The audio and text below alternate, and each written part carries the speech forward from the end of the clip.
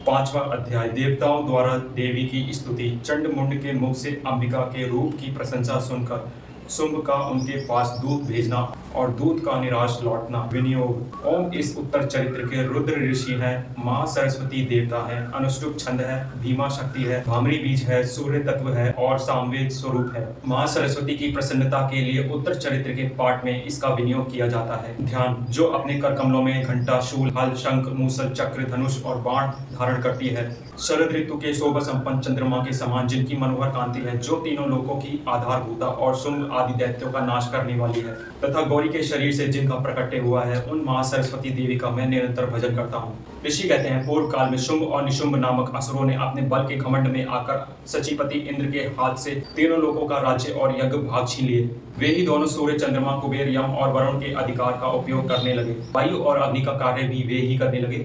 उन दोनों ने सब देवताओं को अपमानित, राज्य भ्रष्ट, पराजित और अधिकारहीन करके स्वर्ग से निकाल दिया। उन दोनों महान असुरों से तिरस्कृत देवताओं ने अपराजिता देवी का स्मरण किया और सोचा, जगदम्बा ने हम लोगों को वर दिया था कि आपत्ति काल में स्मरण करने पर मैं तुम्हारी सब आपत्तियों का तत्काल नाश कर दूंगी। यह विचार कर देवता गिरिराज हिमालय पर गए और वहां भगवती विष्णु माया की स्तुति करने लगे। देवता बोले, देवी को नमस्कार है, महादेवी शिवा को सर्वदा नमस्कार है, प्रकृति एवं भद्रा को प्रणाम है। हम लोग नियम पूर्वक जगदम्बा को नमस्कार करते हैं, रौद्रा को नमस्कार है, नित्य गौरी और धात्री को बारंबार नमस्कार है, ज्योत्सन्यामयी चंद्र रूपनी एवं सुख स्वरूपा देवी को सत सत प्रणाम है, शरणागतों का कल्याण करने वाली वृद्धि एवं सिद्धि रूपा देवी को हम बारंबार नमस्कार करते हैं। नैऋति राक्षसों की लक्ष्मी, राजाओं की लक्ष्मी तथा सर्वाणी शिव पत्नी स्वरूपा आप जगदम्बा को बार बार नमस्कार करते हैं। दुर्गा दुर्गपारा, दुर्गम संकट से पार उतारने वाली, सारा सबकी सारभूता, सर्वकारिणी, ख्याति, कृष्णा और धूम्रा देवी को सर्वदा नमस्कार है।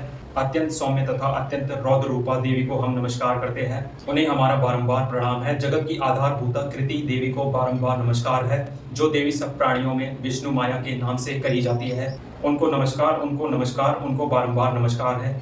जो देवी सब प्राणियों में चेतना कहलाती है, उनको नमस्कार, उनको नमस्कार, उनको बारंबार नमस्कार है। जो देवी सब प्राणियों में बुद्धि रूप से स्थित है, उनको नमस्कार, उनको नमस्कार, उनको बारंबार नमस्कार है। जो देवी सब प्राणियों में निंद्रा रूप से स्थित है, उनको नमस्कार, उनको नमस्कार, उनको बारंबार नमस्कार है। जो देवी सब प्राणियों में सुधा रूप से स्थित है, उनको नमस्कार, उनको नमस्कार, उनको बारंबार नमस्कार है। जो देवी सब प्राणियों में छाया रूप से स्थित है, उनको नमस्कार, उनको नमस्कार, उनको बारंबार नमस्कार है। जो देवी सब प्राणियों में शक्ति रूप से स्थित है, उनको नमस्कार, उनको नमस्कार, उनको बारंबार नमस्कार है। जो देवी सब प्राणियों में तृष्णा रूप से स्थित है, उनको नमस्कार, उनको नमस्कार, उनको बारंबार नमस्कार है। जो देवी सब प्राणियों में शांति क्षमा रूप से स्थित है, उनको नमस्कार, उनको नमस्कार, उनको बारंबार नमस्कार है। जो देवी सब प्राणियों में जाति रूप से स्थित है, उनको नमस्कार, उनको नमस्कार, उनको बारंबार नमस्कार है। जो देवी सब प्राणियों में लज्जा रूप से स्थित है, उनको नमस्कार, उनको नमस्कार, उनको बारंबार नमस्कार है। जो देवी सब प्राणियों में शांति रूप से स्थित है, उनको नमस्कार, उनको नमस्कार, उनको बारंबार नमस्कार है। जो देवी सब प्राणियों में श्रद्धा रूप से स्थित है, उनको नमस्कार, उनको नमस्कार,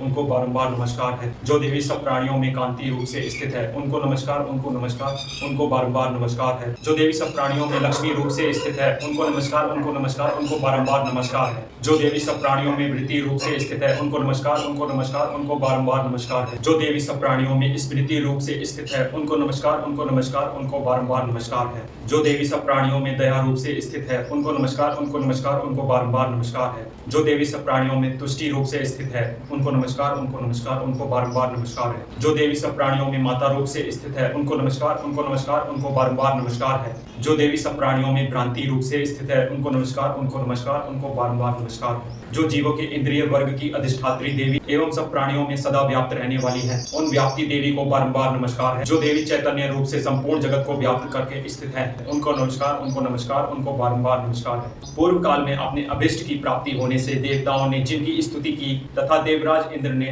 बहुत दिनों तक जिनका सेवन किया, वह कल्याण की साधन भूता ईश्वरी हमारा कल्याण और मंगल करे तथा सारी आपत्तियों का नाश कर डाले। उदंड दैत्यों से सताए हुए हम सभी देवता जिन परमेश्वरी को इस समय नमस्कार करते हैं तथा भक्ति से विनम्र पुरुषों द्वारा स्मरण की जाने पर तत्काल ही संपूर्ण विपत्तियों का नाश कर देती है, वे ही जगदम्बा हमारा संकट दूर करें। ऋषि कहते हैं, राजन, इस प्रकार जब देवता स्तुति कर रहे थे, उस समय पार्वती देवी गंगा जी के जल में स्नान करने के लिए वहां आई। उन सुंदर भाव वाली भगवती ने देवताओं से पूछा, आप लोग यहाँ किसकी स्तुति करते हैं? तब उन्हीं के शरीर कोश से प्रकट हुई शिवा देवी बोली, शुंभ दैत्य से तिरस्कृत और युद्ध में निशुंभ से पराजित हो यहाँ एकत्रित हुए ये समस्त देवता यह मेरी स्तुति कर रहे हैं। पार्वती जी के शरीर कोश से अंबिका का प्रादुर्भाव हुआ था, इसलिए वे समस्त लोगों में कौशिकी कही जाती है। कौशिकी के प्रकट होने के बाद पार्वती देवी का शरीर काले रंग का हो गया, अतः वे हिमालय पर रहने लगी। कालिका देवी के नाम से विख्यात हुई। तदनंतर शुंभ और निशुंभ के भृत्य चंड-मुंड वहां आए और उन्होंने परम मनोहर रूप धारण करने वाली अंबिका देवी को देखा। फिर वे शुंभ के पास जाकर बोले, महाराज, एक अत्यंत मनोहर स्त्री है जो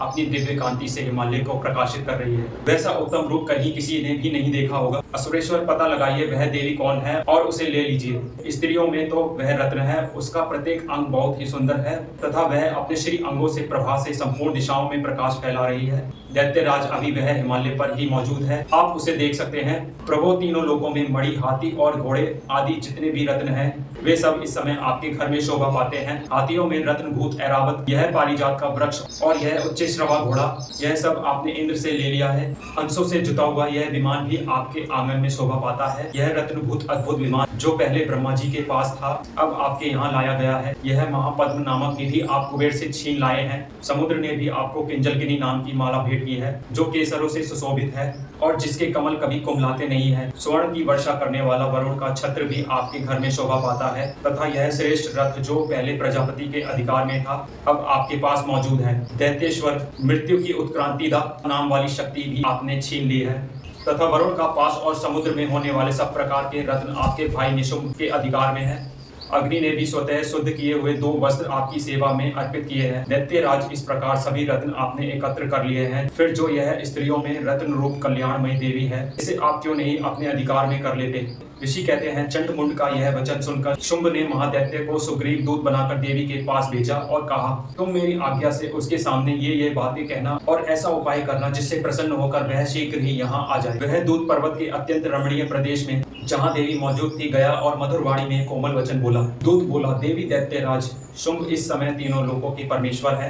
मैं उन्हीं का भेजा हुआ दूत हूँ और यहाँ तुम्हारे ही पास आया हूँ। उनकी आज्ञा सदा सब देवता एक स्वर में मानते हैं, कोई उसका उल्लंघन नहीं कर सकता। वे संपूर्ण देवताओं को परास्त कर चुके हैं। उन्होंने तुम्हारे लिए जो संदेश दिया है उसे सुनो। संपूर्ण त्रिलोकी मेरे अधिकार में है, देवता भी मेरी आज्ञा के अधीन चलते हैं। संपूर्ण यज्ञों के भागों को मैं ही पृथक पृथक भोगता हूँ। तीनों लोकों में जितने श्रेष्ठ रत्न हैं वे सब मेरे अधिकार में है। देवराज इंद्र का वाहन ऐरावत जो हाथियों में रत्न के समान है मैंने छीन लिया है। क्षीर सागर का मंथन करने से जो अश्व रत्न उच्चश्रवा प्रकट हुआ था उसे देवताओं ने मेरे पैरों पर पड़कर समर्पित किया है। सुंदरी, उनके सिवा और भी जितने रत्नभूत पदार्थ देवताओं, गंधर्वों और नागों के पास थे वे सब मेरे ही पास आ गए हैं। देवी, हम लोग तुम्हें संसार की स्त्रियों में रत्न मानते हैं, अतः तुम हमारे पास आ जाओ क्योंकि रत्नों का उपभोग करने वाले हम ही हैं। चंचल कटाक्षों वाली सुंदरी, तुम मेरी या मेरे भाई की महापराक्रमी निशुंभ की सेवा में आ जाओ क्योंकि तुम रत्न स्वरूपा हो। मेरा वरण करने से तुम्हें तुलना रहित महान ऐश्वर्य की प्राप्ति होगी। अपनी बुद्धि से यह विचार कर तुम मेरी पत्नी बन जाओ। ऋषि कहते हैं, दूत के यूं कहने पर कल्याणमयी भगवती दुर्गा देवी जो इस जगत को धारण करती है मन ही मन गंभीर भाव से मुस्कुराई और इस प्रकार बोली।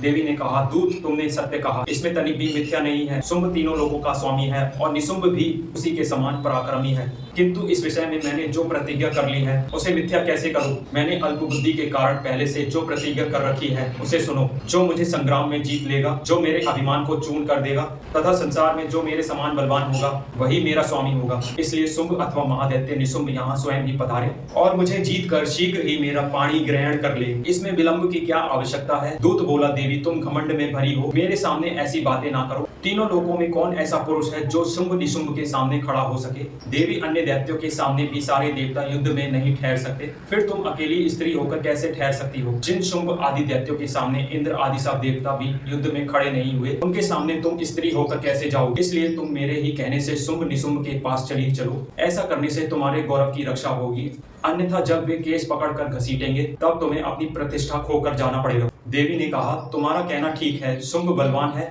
और निशुंभ भी बड़े पराक्रमी हैं, किंतु क्या करूं? मैंने पहले बिना सोचे समझे प्रतिज्ञा कर ली है, अतः अब तुम जाओ। मैंने तुमसे जो कुछ कहा है वह सब दैत्यराज से आदर पूर्वक कहना, फिर वे जो उचित जान पड़े करें।